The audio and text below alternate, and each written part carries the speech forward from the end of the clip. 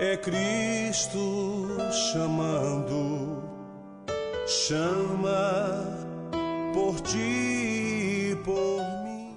Bom dia, mas bom dia mesmo, que alegria! Estamos iniciando o primeiro programa, inaugurando, cortando a fita inaugural do ano novo, novinho em folha que estamos recebendo nesta belíssima manhã de quarta-feira, hoje 1º de janeiro de 2020. Comemora-se hoje o Dia Mundial da Paz e o Dia da Confraternização. E o programa Opção para a Vida preparou, neste primeiro programa do ano, o reverendo Jeremias e Hernandes Dias Lopes, falando sobre paz, que é o que mais o mundo precisa nesses dias. Está realmente experimentando paz no lar, paz na família, paz no trânsito, paz em todos os lugares. Sem perda de tempo, quero deixá-los com da letra à palavra.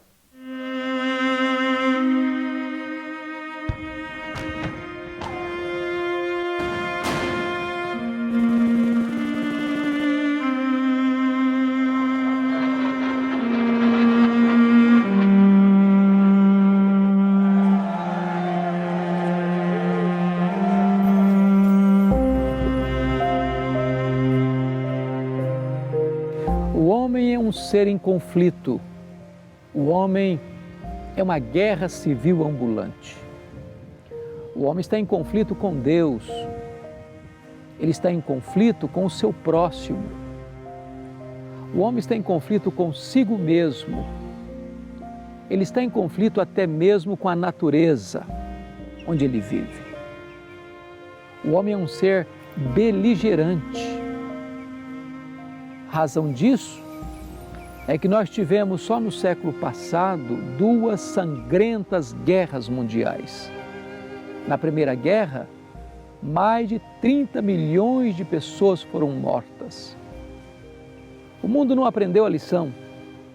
Anos depois, na Segunda Guerra Mundial, foram mais de 60 milhões de pessoas assassinadas. O homem vive nessa tensão existencial. E Jesus Cristo disse que haverá guerras e rumores de guerras. Nações contra nações, reinos contra reinos.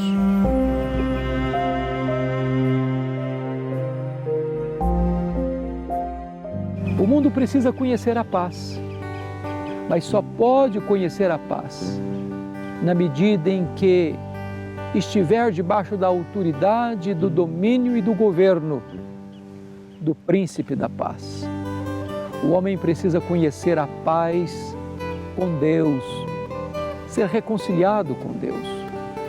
É Deus quem serena a alma, que aquieta o coração, que nos possibilita construir pontes de amizade onde o ódio cavou abismos de mágoas. Você precisa experimentar a paz com Deus, porque quando você é reconciliado com Deus, você tem serenidade na sua alma, mesmo nas turbulências da vida.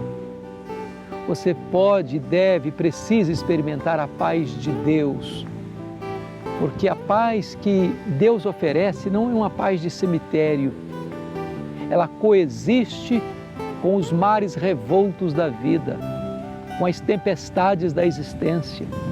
Mesmo quando você está entrincheirado e emparedado pelas lutas mais terríveis e avassaladoras, você pode ter quietude na alma, descanso na mente, sossego no seu coração. Agora mesmo você pode ter paz com Deus. Agora mesmo você pode ter paz com você mesmo. Agora mesmo você pode ter paz com o seu próximo.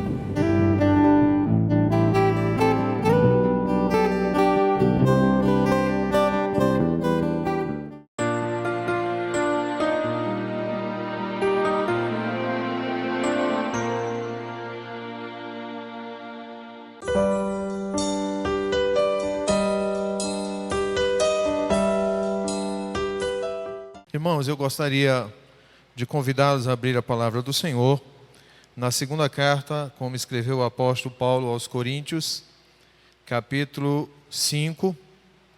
Nós vamos ler dos versos de 1 a 10. Do versículo 1 ao versículo 10.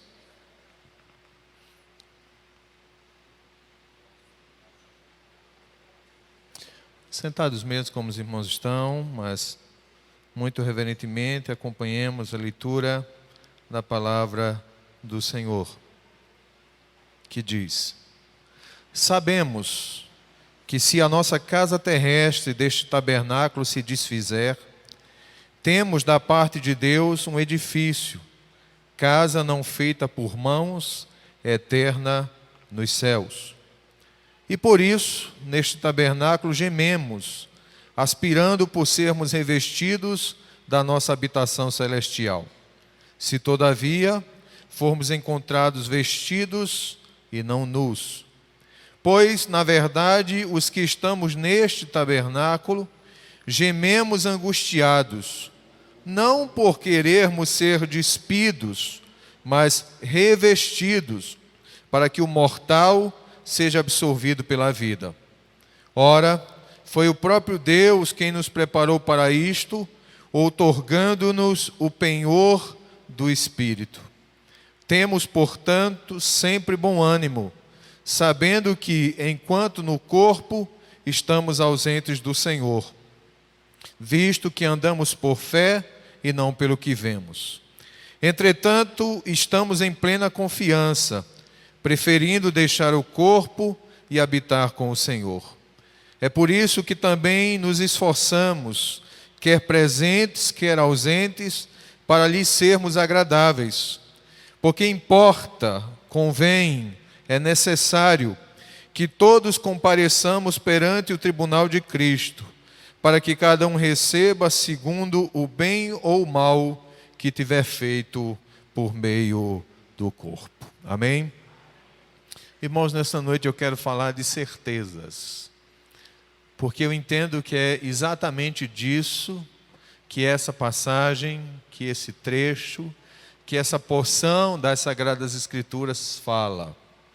Das certezas que moviam o coração do apóstolo, das certezas que inspiravam a fé e o trabalho do apóstolo, e que lhe enchiam o peito e a alma de esperança, e faziam com que, mesmo em meio às lutas, mesmo em meio às aflições, mesmo em meio às tribulações, ele seguisse servindo ao Senhor com toda a sua alma e de todo o seu coração. Eu sei que falar de certeza em nosso tempo, em nossos dias, parece algo fora de moda. É quase uma palavra proibida nestes dias de relativismo cultural e de pluralismo, especialmente nos círculos acadêmicos, jornalísticos e, pasmem, até teológicos. Não faz muito tempo, e uma das chamadas de um canal de TV por assinatura era: evite as certezas. Aparecia o logotipo do canal, é um canal de jornalismo, e em seguida embaixo aparecia a expressão: evite as certezas. Como se ter certezas, como se ter convicções fosse algo mal, algo ruim. E quando eu falava sobre esse assunto, numa determinada reunião da nossa igreja, se não me falha a memória, alguém me chamava a atenção para o fato de que num campus universitário, não sei se na Paraíba ou em Pernambuco, havia a seguinte expressão em algum lugar, não sei se na forma de um cartaz: certezas são cárceres, portanto, evite-as. É assim que o mundo pensa, o mundo acadêmico mais precisamente, e o mundo jornalístico veem as certezas. Mas eu pergunto, e nós? Podemos viver sem certezas? Podemos viver sem convicções? O mundo acadêmico até pode viver sem certezas e dizer e afirmar em alto e bom som que certezas são cárceres, são prisões, e que livre é aquele que não tem certeza de nada, é aquele que não tem certeza de coisa alguma. Ou então, no mundo jornalístico, que diz: evite as certezas, duvide de tudo, questione tudo, não aceite aquelas coisas que são colocadas para nós como fatos, como convicções, como certezas. No entanto, quando nós vamos para a Escritura, o que nós mais encontramos na Bíblia são certezas. O que nós mais encontramos na Escritura são convicções. O que nós mais encontramos na Escritura são esperanças. E são essas certezas, essas convicções que nos movem, que fazem com que nos levantemos dia após dia, mesmo com lutas e dificuldades e provações, movidos no nosso íntimo, no nosso coração, da esperança e da certeza de dias melhores, porque eles de fato virão, porque essa é a promessa do Senhor para nós, essa é a promessa do Senhor para o seu povo, louvado seja o nome de Jesus.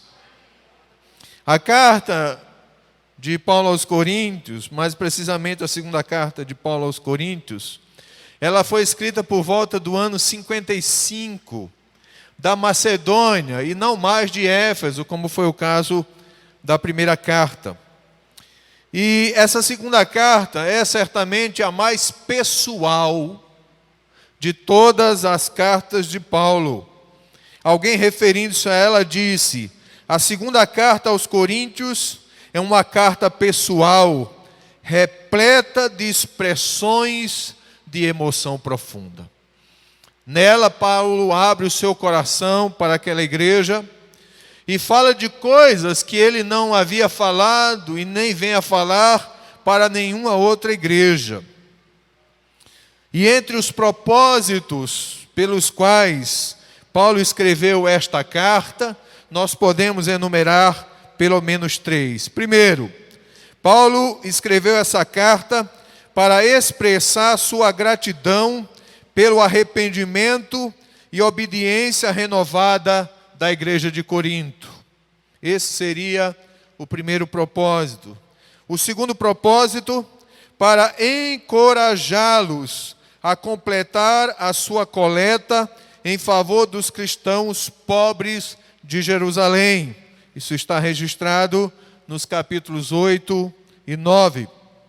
E, finalmente, Paulo escreveu esta carta para defender o seu ministério contra as acusações de falsos apóstolos que estavam desafiando a autoridade de Paulo e a integridade do seu ministério, capítulos 10 a 13, com destaque para o capítulo 11 e o versículo de número 13. A porção da carta que nós lemos, esses 2 parágrafos, que vai do versículo 1 do capítulo 5 até o versículo 10 do mesmo capítulo, ele está inserido dentro de uma seção maior da carta, que inclusive foi explorada, penso eu, imagino eu, suponho eu, desde ontem, não é? E que começa no capítulo 4, versículo 1, e vai até ao capítulo 5, versículo 10, onde Paulo vai falar e vai mostrar que a sua esperança e a sua certeza, ou certezas, elas estavam baseadas e fundamentadas em algumas coisas que Paulo tinha por certo de que já era possuidor, que Paulo havia recebido da parte de Deus e que, numa certa medida, nós também cristãos recebemos.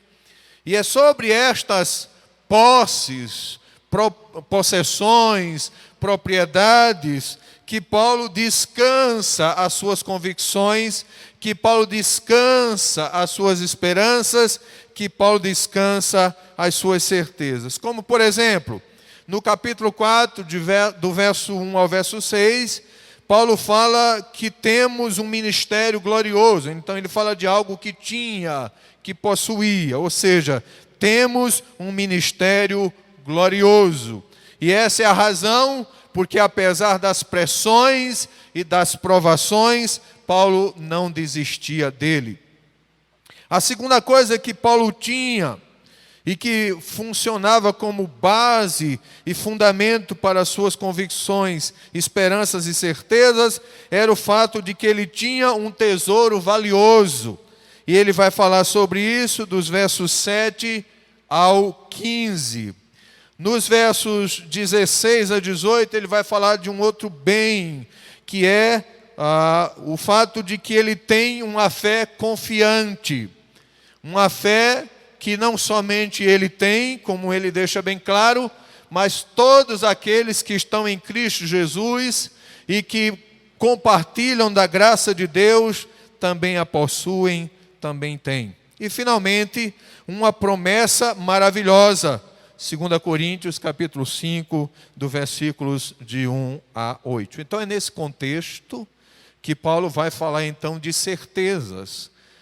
Nós poderíamos enumerar várias certezas dentro destes 2 parágrafos que compõem essa parte da carta, 2 Coríntios 5, do verso 1 ao verso 10. Poderíamos enumerar várias convicções. Poderíamos, por exemplo, falar sobre a certeza de Paulo da imortalidade da alma.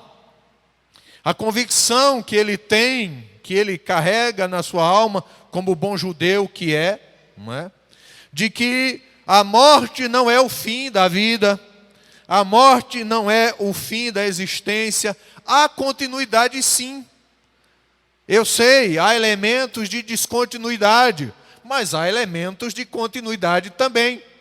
E ele compartilha, ele tem, ele é possuidor desta convicção, desta certeza e desta esperança. Mas eu gostaria de chamar a sua atenção para pelo menos 3 certezas, 3 convicções que moviam a alma e o coração desse apóstolo. E que devem mover a minha alma e o meu coração também. Que devem mover a minha alma e a sua alma também. Porque são certezas próprias dos cristãos. São certezas próprias dos que estão em Cristo. São certezas próprias dos que foram alcançados pela graça de Deus. Certezas estas, das quais nós não podemos, nem devemos, em hipótese alguma, abrir mão delas, porque elas são preciosas, elas são gloriosas, elas são maravilhosas. Louvado seja o nome do Senhor. E quais seriam, então, essas certezas? E aí eu preciso voltar ao capítulo de número 4, porque a primeira dessas certezas, ela pode ser vista e percebida nos versículos de 16 a 18, que fazem parte desta seção maior dessa carta, que é a certeza da renovação espiritual. A certeza de que as dores da vida, as aflições da vida, as angústias da vida, as tribulações da vida, os sofrimentos pelos quais passamos, podem e com certeza deixam e deixarão marcas em nosso corpo, marcas em nossa pele, marcas em nosso rosto, mas não tem o poder de afetar aquela parte de nós, aquele elemento de nós que está guardado e preservado pelo poder de Deus, pelo poder do Espírito, que é o nosso homem interior. Louvado seja o nome de Jesus. Veja o que é que Paulo diz aqui nos versos 16 a 18. Ele diz: por isso, não desanimamos. Pelo contrário,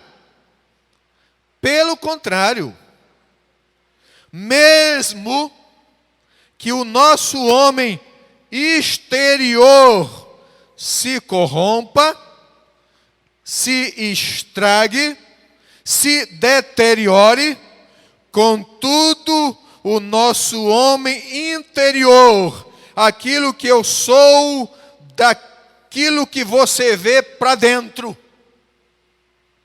desta tenda para dentro, deste tabernáculo para dentro. Paulo diz: ainda que o nosso homem exterior se corrompa, Contudo, o nosso homem interior se renova de dia em dia. Amém? Então, há uma parte de mim, há uma parte de você, há uma parte de nós, que o tempo, que as lutas, que as provações não podem e não vão deixar marcas, não vão deixar rugas, não vão marcar. Há um elemento de mim, há um elemento de você, há um elemento de nós que não envelhece, que resiste ao tempo, que permanece inteiro, que permanece íntegro, que não pode, não será afetado pela passagem do tempo, é o que Paulo está dizendo. O meu homem exterior se corrompe, eu já não tenho mais 20 anos de idade, eu já não tenho mais o vigor da mocidade, eu já não tenho mais a disposição e o vigor daqueles dias e daqueles anos. Mas uma coisa eu sei, há uma parte de mim, há um elemento de mim, que ainda que o tempo passe, jamais será afetado, jamais sofrerá qualquer dano, porque ao invés do meu exterior, que se corrompe de dia em dia, o meu interior se renova e é renovado diariamente pelo poder da graça de nosso Senhor e Salvador Jesus Cristo, pelo poder do Espírito Santo de Deus que habita em mim, que habita em nós. Diga amém. Não é maravilhoso isso? Eu acho. Às vezes eu viro para minha esposa e digo, Ana, eu estou ficando velho. E você diria, que é isso, pastor? Tenha calma. 49 anos, o que é isso? Mas você não sabe os problemas de saúde que eu tenho. A luta que eu tenho passado nos últimos meses. O tratamento rigoroso que eu tenho feito para tratar de problemas de saúde. Mas sabe o que me dá? E aí ela ri, claro, né? Até porque ela é mais nova do que eu, tem 47. Ela ri e diz, que é isso? Bobagem. Mas o que me dá conforto é saber que ainda que esse homem exterior se corrompa, e eu sei que ele está se corrompendo, porque eu tenho espelho em casa, pastor. Eu tenho espelho no meu banheiro. Eu tenho espelho no meu quarto. Então eu estou vendo, eu olho e observo. Puxa, quanta mudança. Lembra quando nós casamos, filha? Ah, puxa, como era diferente.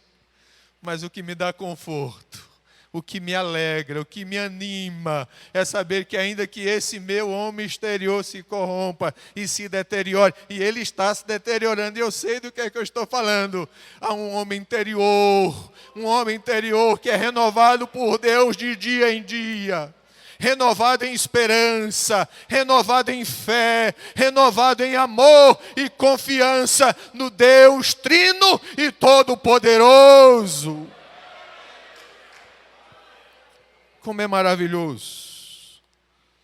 E essa certeza, essa convicção, porque é uma certeza, não há dúvidas aqui. Essa certeza, essa convicção, faz com que nós olhemos a vida, nós enxerguemos a vida de uma outra perspectiva. Não da perspectiva de quem está aqui, mas da perspectiva de quem está lá. Da perspectiva de quem já está sentado com Cristo nas regiões celestiais. Da perspectiva de Deus, da perspectiva do Altíssimo, da perspectiva do Todo-Poderoso, porque veja o que é que Paulo vai dizer no verso 17. Ele diz, porque a nossa leve e momentânea tribulação produz para nós eterno peso de glória acima de toda comparação. Ele até qualifica a nossa tribulação, a tribulação humana, a vida aqui, a vida nesse mundo, a vida do lado de cá na eternidade, chamando-a de leve e momentânea. Leve e momentânea? Sim, leve e momentânea se comparado com o que eu vou ganhar, se comparado com o que eu vou receber, se comparado com o que vai ser meu. Só temos que agradecer a você que esteve conosco neste primeiro programa do ano e eu espero que você tenha sido profundamente enriquecido e abençoado. E até amanhã, se Deus assim nos permitir.